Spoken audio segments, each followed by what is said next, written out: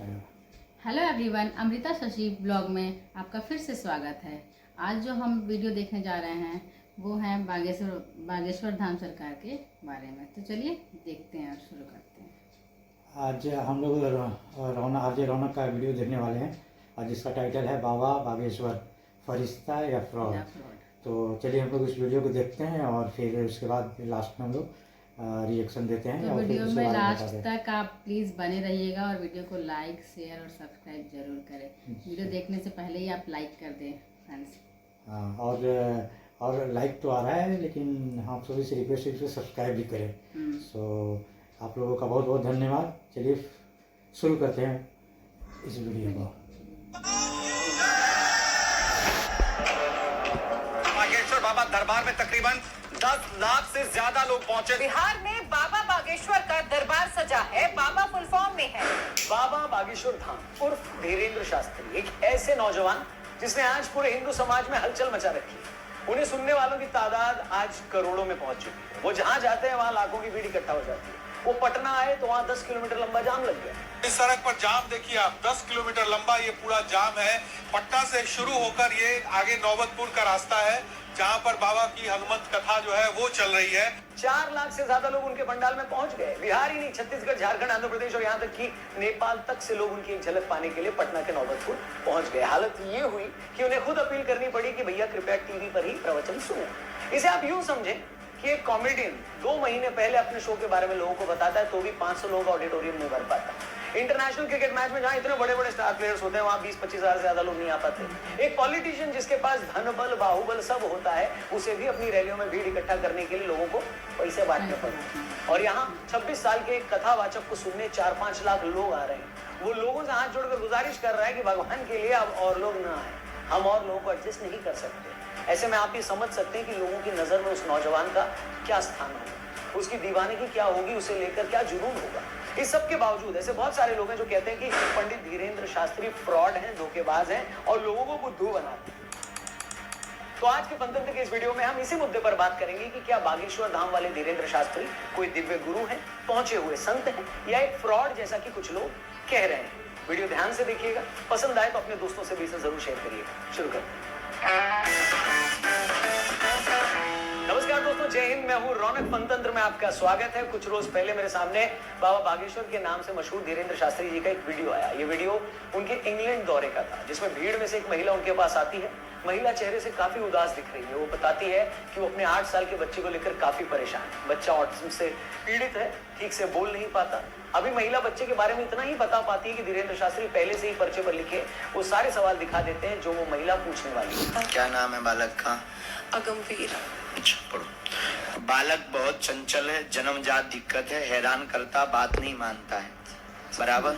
वो ये भी बताते हैं कि महिला के पति का कारोबार ठप हो चुका है। वो कोई नया बिजनेस शुरू करना चाह रहे हैं, मगर समझ नहीं पा रहे कि क्या करें और किस तरह उन्हें बिजनेस में किसी ने धोखा दिया। ये सब सुनकर महिला रोने लगी। उसे लगता है कि उसने साक्षात ईश्वर के दर्शन कर लिए। बिजनेस बंद हो चुका है, जिसकी अर्जी लेकर के आप आई हैं। बालक कंट्रोल हो जाएगा। बात यहाँ भी रुक जाती तो शायद मैं उतना हैरान ना होता, क्योंकि दुनिया में बहुत सारे मेंटलिस्ट हैं जो सामने वाले का चेहरा, उनकी आंखें देखकर बता देते हैं कि वो क्या सोच रहे हैं। मगर इसके बाद जब धीरेन्द्र शास्त्री ने ये बताया कि आपके पति भी साथ आए हुए हैं, मगर इस वक्त वो हॉल के बाहर आपके बच्चे को संभाल रहे हैं, तो ये सुनकर मेरे भी होश उड़ गए। आए भी हैं जी। बाहर खड़े हैं, बच्चा लिए। जी। एक छोटा बच्चा लिए खड़े हैं, देख लिया। जी जी। उसके बाद उन्होंने चंद सेकंड ध्यान लगाया और ये बताया कि आपके घर पर एक गुरु की तस्वीर लगी है, मगर वो चटक गई है, उसे आप हटा दें। ये सुनकर वो महिला और उसकी मां श्रद्धा में रोने लगी। आपके यहाँ कोई गुरु का चित्र रखा है? जी जी जी रखा है। वो चटक गया है, जी। चटक गया है जी। उसको अलग कर देना। अच्छा जी जी, ऊपर पड़ा है। जी जी जी। अच्छा, हम सब जानते हैं कि ऐसे कई बाबा हैं इस देश में जो इस तरह की स्टेज चीजें करके लोगों को मूर्ख बनाते हैं, खुद में जादुई शक्तियां होने का दावा करते हैं। मगर जब मैंने धीरेन्द्र शास्त्री का ये वीडियो देखा, उसमें उस महिला के आंसू देखे, उस महिला की मां का रोना देखा, तो कहीं से ये नहीं लगा कि ये सब स्टेज है। इसी तरह के एक और वीडियो में जो ऐसी घटनाओं को नाटक बताते हैं, धीरेन्द्र शास्त्री ने पहले से कागज पर लिखकर कुछ सवाल रखे और वहां बैठे एक पत्रकार को कहा कि वो पूरे पंडाल में जिसे चाहे बुला ले यहाँ मैंने जो सवाल लिखे हैं वो उसी के होंगे। पहले हम पर्चा बना के रखेंगे और आप जिसको बहन जी लेकर आएंगे उसी का पर्चा ये निकलेगा। आप समझ रहे हैं? पहले से सवाल लिखे गए हैं और फिर उस आदमी को ढूंढ कर लाने के लिए कहा गया है जिसके वो सवाल हैं। इसके बाद जिस शख्स को सामने लाया गया उसने ये कहा कि हाँ, यही सब सवाल मेरे मन में थे। आपके मन में 2 प्रश्न है। बालक का प्रश्न है, कृपा होगी, चल नहीं पाता, स्वास्थ्य ठीक नहीं, नसें टेढ़ी हैं, धन की तंगी भी बनी, वो ठीक हो जाएगा, दिव्यांग से स्वस्थ होगा, आशीर्वाद है। जय जय श्री राम। पर्चा बोलिए। अच्छा, ऐसे एक नहीं दसियों वीडियोस YouTube पर भरे पड़े हैं जिसमें आप बागेश्वर बाबा के चमत्कार देख सकते हैं। अब ये चमत्कार है, धीरेन्द्र शास्त्री जी की दिव्य शक्तियां हैं या कोई सुपर पावर है, मेरे लिए उस पर कमेंट करना पॉसिबल नहीं है। मगर इतना मैं जरूर कह सकता हूं कि उनके इसी रूप की वजह से, कथा वाचन के उनके अंदाज की वजह से, उनके विचारों की वजह से उनकी लोकप्रियता आज इस लेवल पर पहुंची, इस लेवल पर जहां शायद कोई नहीं पहुंचा। मगर जी हाँ, जैसे कि हर कहानी में एक मगर होता है, यहाँ भी कई मगर हैं। मगर इस सब के बावजूद धीरेन्द्र शास्त्री जी कई लोगों को फूटी आंख नहीं सुहा रहे। वो उन्हें फ्रॉड, पाखंडी और न जाने क्या क्या कह रहे हैं। और अगर आप मुझसे पूछे तो मैं कहूंगा कि मुझे अभी तक समझ में नहीं आ रहा कि धीरेन्द्र शास्त्री के आलोचकों की असल परेशानी आखिर है क्या। अभी वो पटना आने वाले थे तो तेज प्रताप यादव ने कहा कि वो हिंदू मुस्लिम करेंगे तो मैं उन्हें एयरपोर्ट से ही भगा दूंगा। अगर बागेश्वर बाबा हिंदू मुसलमान भाई को लड़वाने के लिए आ रहे हैं तो मैं उनका विरोध करूंगा, उनको एयरपोर्ट पे घेराव में करने का काम करूंगा। आरजेडी के स्टेट प्रेसिडेंट ने कहा कि धीरेन्द्र शास्त्री को जेल में डाल देना चाहिए। इससे पहले यही लोग उन्हें देशद्रोही और ढोंगी तक बता चुके हैं। इनका कहना है कि धीरेन्द्र शास्त्री के पास कोई जादुई शक्तियां नहीं है, ये तो बस ट्रिक है।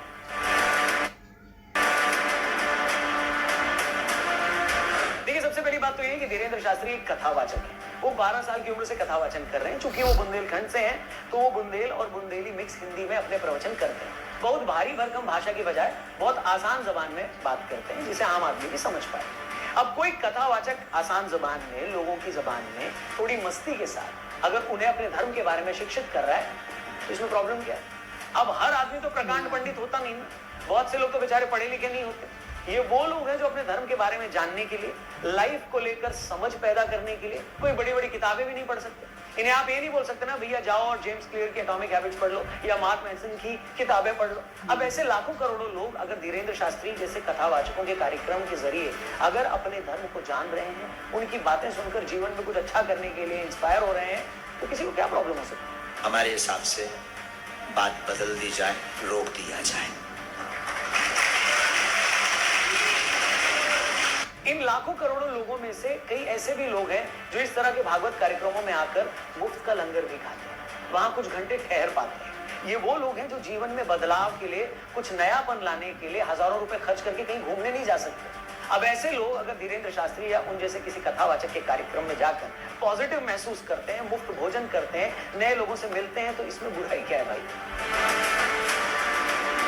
अच्छा, कई लोग कहते हैं कि पर्ची में पहले सवाल लिखने का मतलब ये नहीं है कि उनमें कोई दिव्य शक्ति है। मैं कहता हूं चलो नहीं है, लेकिन इससे प्रॉब्लम क्या है? मतलब बात तो ये है ना कि जो आदमी उनसे सवाल पूछने आया है उसको कोई सोल्यूशन वो बता रहे हैं या नहीं। अगर सवाल पूछने वाला धीरेन्द्र शास्त्री के जवाब से संतुष्ट है और उनकी बात मानकर अगर उसका लाइफ चेंज हो रही है, उसका जीवन बदल रहा है, उसे जिंदगी में कुछ नई प्रेरणा मिल रही है, तो फिर किसी को इस बात से क्या मतलब है कि धीरेन्द्र शास्त्री ने उसके मन की बात कैसे जानी। ब्रांडा बर्न की बेस्ट सेलर किताब सीक्रेट में एक बात बार बार दोहराई गई और वो है फेथ यानी भरोसा। किताब में बार बार कहा गया है कि जो आप चाहते हैं उस पर भरोसा रखिए, विजुलाइज करें कि वो आपको मिल गया है, ऐसा मानकर मेहनत कीजिए और एक दिन वो आपको मिल भी जाएगा। ये बात तब भी लागू होती है जब हम किसी डॉक्टर के पास जाते हैं। हमें भरोसा होता है कि डॉक्टर के पास आ गए हैं तो ये मुझे ठीक ही कर देंगे। और जब आप किसी धार्मिक व्यक्ति से मिलते हैं तब भी यही भरोसा सबसे ऊपर होता है। ये जो पर्चा है, हमने उनको कुछ भी नहीं बताया है, उन्होंने सब कुछ खुद ही लिखा है। उन्होंने लिखा हुआ है कि आपके हस्बैंड का काम पूरा होगा ही। विश्वास है आपको? विश्वास है, डेफिनेट। अगर धीरेन्द्र शास्त्री किसी के मन की बात जानकर उसे पहले लिख लेते हैं और फिर उस शख्स को दिखाते हैं कि देखो मैंने पहले ही लिख लिया, तो ऐसा करके वो उस इंसान का भरोसा ही तो जीतते हैं और वो इंसान भी उन पर भरोसा करता है। और इसी भरोसे को रखकर जब वो उनके बताए गए उपायों पर अमल करता है तब उसे रिजल्ट भी मिलता है, और रिजल्ट मिलता है, लोगों को मिल भी रहा है, तभी तो हर दिन उनको मानने वालों की तादाद लाखों में बढ़ती जाए। वरना तो मोहल्ले में एक परचून की दुकान भी ठीक से अगर सामान न देना तो एक आध बार के बाद तो लोग भी वहां जाना बंद कर देते हैं। यहाँ तो हम फिर भी एक चमत्कारिक शख्स की बात करें। सच कहूं तो असल मुद्दा ये है ही नहीं इस बात से कोई लेना देना ही नहीं कि धीरेन्द्र शास्त्री दिव्य पुरुष हैं या कौन में। दिक्कत है उनकी पॉपुलैरिटी। दिक्कत है कि सनातन धर्म की बात करने वाला इतनी तेजी से ऊपर उठ गया। बहुत अफसोस के साथ ये कहना पड़ रहा है कि इस देश और देश के बाहर एक ऐसी लॉबी है जो हर उस आदमी को बदनाम करना चाहती है जो सनातन की बात करता है। ये वो लोग हैं जिन्हें लगता है कि अगर हिंदू धर्मगुरु कथावाचक को बदनाम करोगे, उनकी क्रेडिबिलिटी को खराब करोगे, तो हिंदू धर्म अपने आप ही बदनाम हो जाएगा। वरना क्या जादू टोने के नाम पर लोगों को मूर्ख बनाने वालों की कमी है? और किस धर्म से ऐसे फ्रॉड लोग नहीं है? अब ऐसे टोटकों से शर्तिया इलाज करने वालों के अखबारों में विज्ञापन पढ़ लीजिएगा, उन अखबारों में उन लोगों के नाम भी पढ़ लीजिएगा और फिर पता चल जाएगा कि सबसे ज्यादा कौन ये काम कर रहा है।